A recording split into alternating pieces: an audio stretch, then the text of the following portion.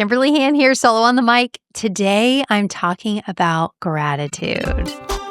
Hey there, and welcome to the Cinnamon Effect podcast. I'm your host, Kimberly Hand, and I'm thrilled to have you with me on this vibrant journey of discovery and growth. This podcast is your go-to space for embracing intention, where you'll find clarity on your unique path, deepen those meaningful connections, and unleash your creativity like never before. We'll explore how to build unshakable confidence and celebrate the beauty of gratitude, all while savoring the calm that consistency brings to our lives. Thank you for being with me. Let's sprinkle a little cinnamon into your day and make life sweeter, healthier, and more fulfilling.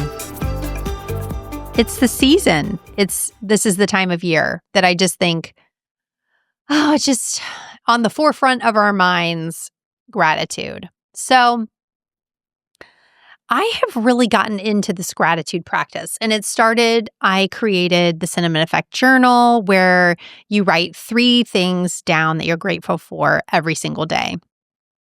And I think doing that over time has created more gratitude in my own life. And I'll tell you, this term or feeling of gratitude was not on my radar for a very long time. Maybe I felt it, but I think people are talking about this more. And so I want to dive in a little deeper on what a gratitude practice can look like. Okay. And because I think people in application are like, oh, I'm grateful, but do you have a gratitude practice? Do you have a prayer practice? What are some of the things that you do to cultivate gratitude in your life? So I'm going to talk about my personal gratitude practice and also some scientific evidence that I heard. I actually listened to. It was a YouTube video by Andrew Huberman, and he did some research. And so I'm going to talk a little bit about that and what he found, which was very interesting. So gratitude practice is important. It's actually, scientists have found it is important to our health. They have monitored brain waves. They have done all this stuff to find that having a gratitude practice can change how your brain circuits work. So simply put, gratitude rewires your brain, okay? And I think we know this, but how do we do it? What are some of the ways that we create a gratitude practice? It actually reduces anxiety and it helps your immune system and lowers inflammation too. So I think it's important for everyone to do it. And you can find something that works for you and where you feel gratitude. And maybe it's not something that I've listed today, but I just wanted to give you guys an idea of what I am doing to cultivate gratitude in my own life. And basically, the Huberman video talked about how they did this study and they followed two different people that were giving each other, they were coworkers, and the one was giving the other person praise and telling them that they were grateful for certain things that they do, I guess, in the workplace. And that the person receiving the praise had a greater positive impact on their brain waves. So that the gratitude actually came from the coworker letting the other coworker know that they enjoyed how they helped them or whatever the case may be, but hearing and receiving the positive feedback from somebody else. And I thought that was so interesting because you would think that it's like an inside job, something that you have to just do, but it was more the person that was receiving it from somebody else, which makes it a little bit more difficult, I guess, because you have to be receiving that gratitude from someone else. But how do you take part in that? So my mind got to thinking, like, how do you take part in that process? And he does go on to say that you can listen. You can actually listen or hear stories, or maybe it's a movie or it's a story about somebody else receiving gratitude, and it has a similar effect on your brain waves. So I think that's why when you hear a positive, like let's say you hear a positive news story and the hero of the story is receiving accolades and gratitude for saving someone else's life, that can also positively impact you and be part of your gratitude practice. Okay. That's a little bit more outside of the box. And if you Google Huberman gratitude practice, I think this video will come up. So I found it very interesting. I think there are other ways as well that we can cultivate gratitude. And maybe that doesn't resonate with everyone is receiving the praise. But I think also when you are giving praise to somebody, when you are giving praise to somebody else, and that act, it's like an act of kindness. There's nothing monetary involved, but you are telling that person what they mean to you, that you love them, that you appreciate something that they do. And I think that has a positive impact on you. You are the giver. You are the giver of that gratitude. And so to incorporate that into your gratitude practice. So receiving words of gratitude from somebody else, but also insert yourself into that, almost like that food chain of gratitude, and also give people words of gratitude. If you go to a gym or a trainer or a workout class, tell the person leading the class how much you appreciate them and how it's making you stronger and that you feel so good. You go into a restaurant every day and you tell the chef that, oh my gosh, that soup that you made was so amazing. Find ways that you can be the giver of these gracious thoughts. So I think that's a very important part of this process.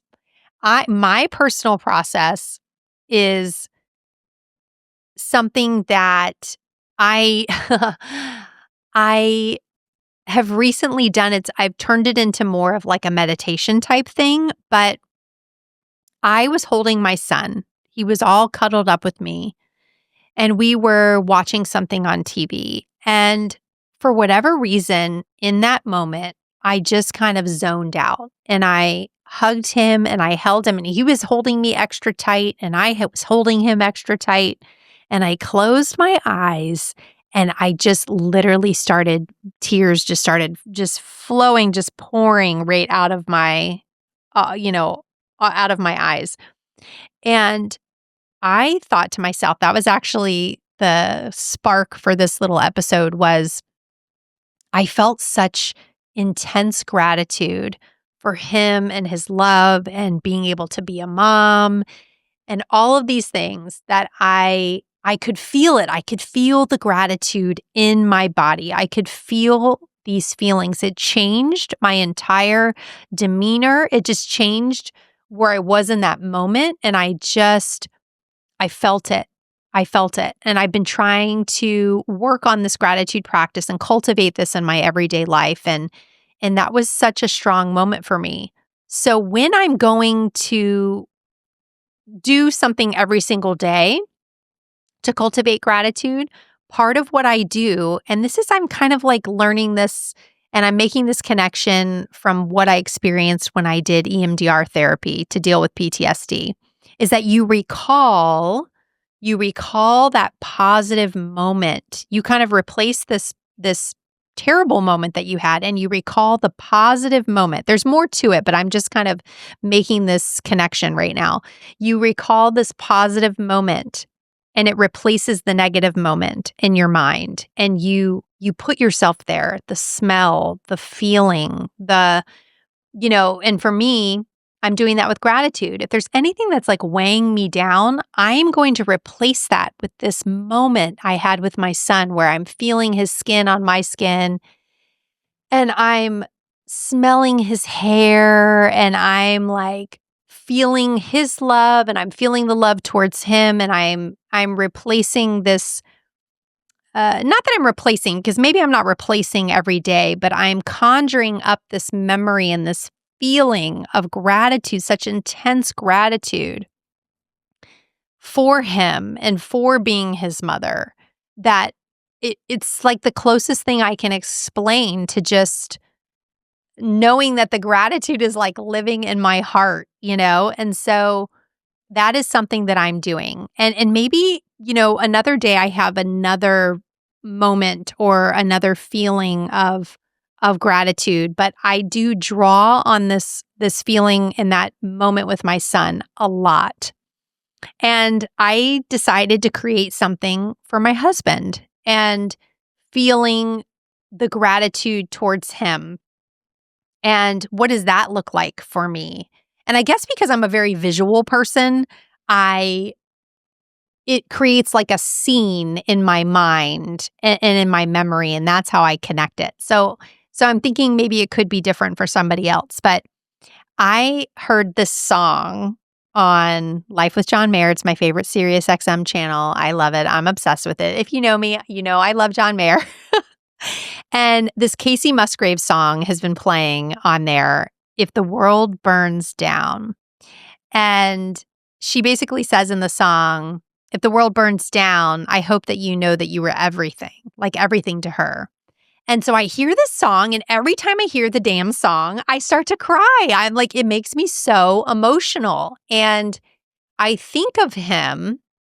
So this is my moment with him. I think of him, and I think how grateful I am for him. And that if the world burned down tomorrow, that I would hope he would know that he was everything to me.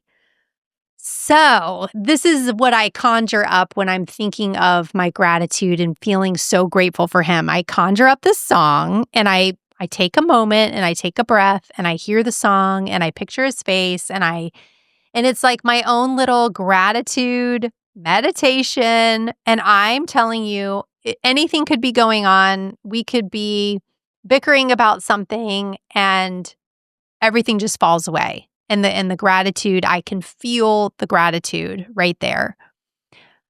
Oh, it just puts me in like a relaxed state. But one interesting thing that Huberman says in his video is that you can't lie to yourself and say that you're grateful for something if you're not.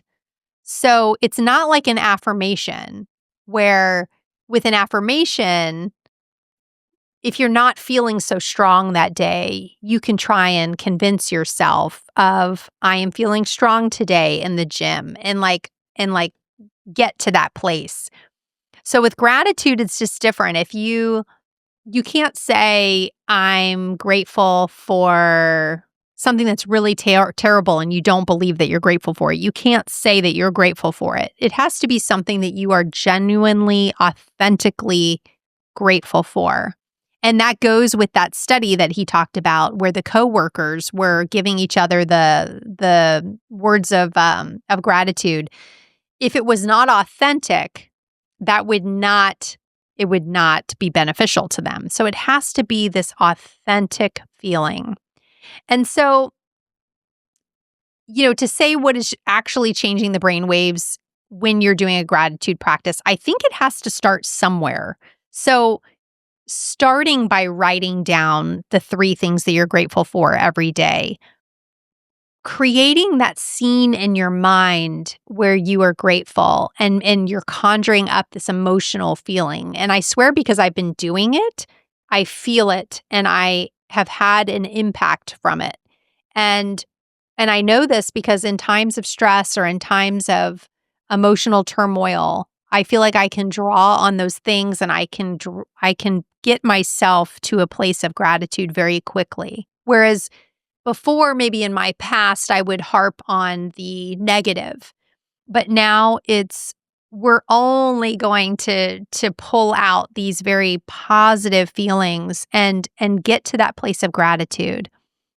And once you do it for a little while, you genuinely see so much that you're grateful for. I can't say that enough. It's like it just grows and it's a feeling that grows. And I do feel like I have rewired my brain to feel that.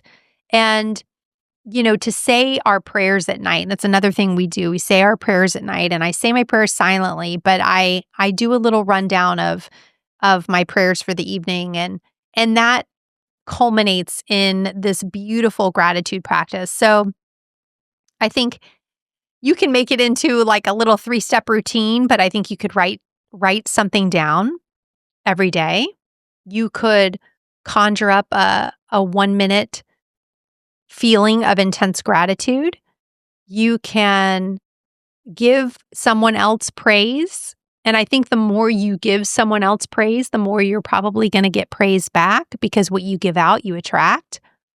And you can do your prayers at night. And that's also a time of reflection of, today I'm very grateful for this. Today I am sending love to this person. Today I'm praying for this person. So however you want to do it, I just wanted to speak to gratitude because it's made such an impact in my life. I started with my own personal journal, writing 3 things that I was grateful for every day. And now I'm just taking that gratitude practice to the next level. I'm learning more about it. I feel like that's part of the cinnamon effect, is sprinkling that cinnamon, having that gratitude in your life, just a little sprinkle every single day.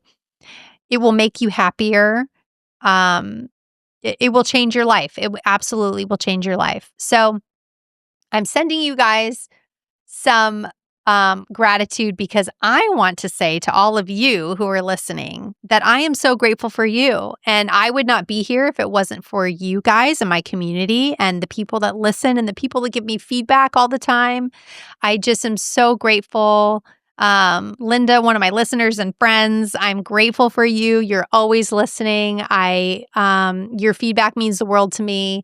And there's so many of you out there, and I'm just so grateful for you. So take this. I hope that it rewires your brain today, that you heard these feelings of gratitude from me. But I love you all. I appreciate you, and I thank you guys so much for listening. Thanks for tuning into this episode of The Cinnamon Effect. If you enjoyed our time together, don't forget to hit that follow button on your podcast app and sprinkle a little love by leaving us a 5-star rating and a quick review. Your support means the world to me. For even more goodness, check out the show notes where you'll find links to some of my favorite products. And don't forget to visit thecinnamoneffect.com to connect with me directly or to grab your TCE Gratitude Journal, your next step towards a more grateful life. I can't wait to spice things up with you again next time. Stay vibrant, stay inspired, and remember to add a little cinnamon to your life every day.